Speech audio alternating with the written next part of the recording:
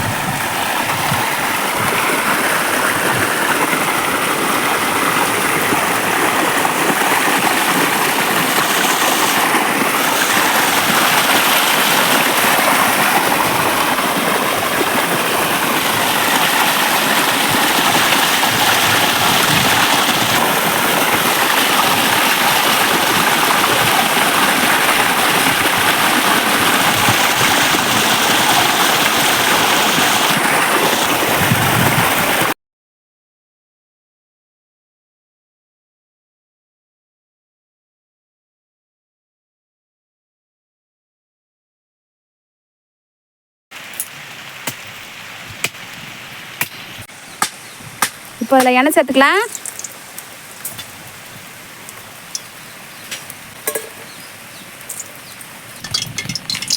இங்கே ஃபுல்லாக மழை வருது.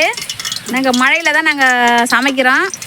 கொஞ்சம் சொடங்குது. ஆனால் நான் கடுகு சேர்க்குறேன். அதில் கடுகு பொரிஞ்ச உடனே நம்ம சீரகம் சேர்க்கலாம்.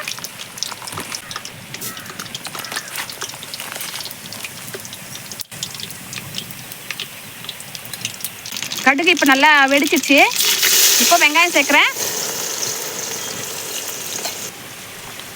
இப்போ கருவேப்பிலை சேர்க்குறேன்.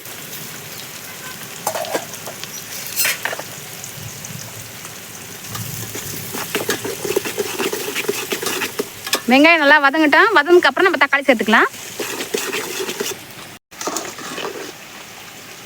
வெங்காயம் நல்லா வதங்கிடுச்சு. இப்போ நம்ம தக்காளி சேர்க்க போகிறோம்.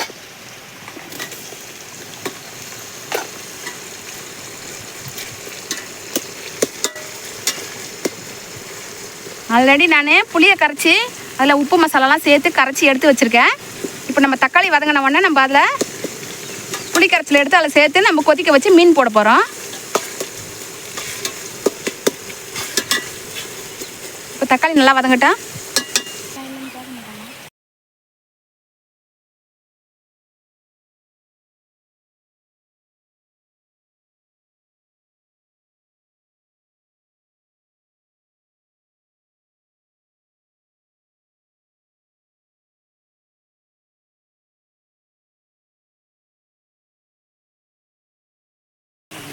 தக்காளி நல்லா வதங்கிடுச்சு.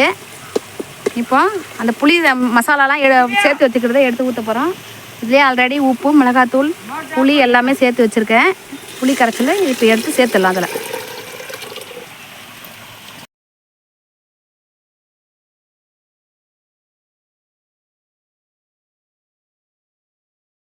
இப்போ இது நல்லா கொதிச்சு நல்லா சுண்டி வரட்டும் குழம்பு. அப்புறம் மீன் போட்டு இறக்கலாம். இப்போ குழம்பு நல்லா கொதிக்குது. இப்போ நம்ம கஸ்தூரி மேத்தி சேர்க்கலாம்.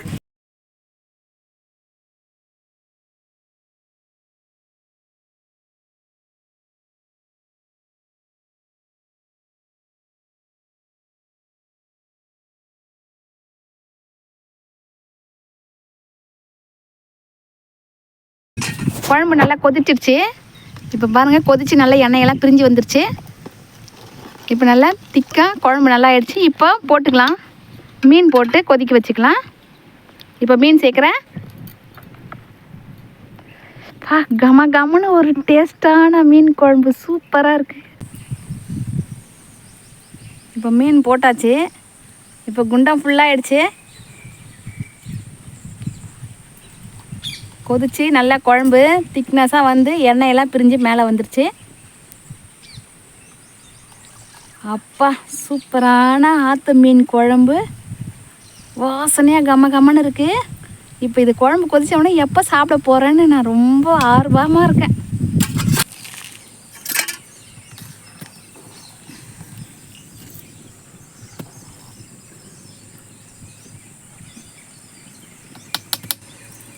குழம்பு கொதிச்சு நல்லா வந்துருச்சு.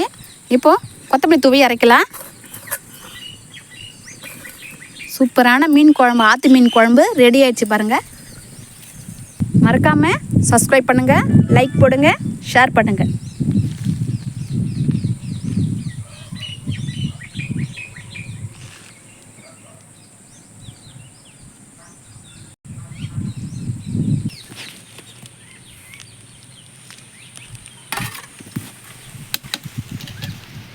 சுட சுட சூடாக இருக்குது.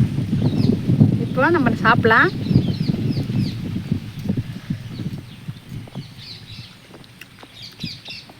சூப்பராக இருக்குது. டேஸ்ட்டு ரொம்ப அல்டிமேட்டாக இருக்குது.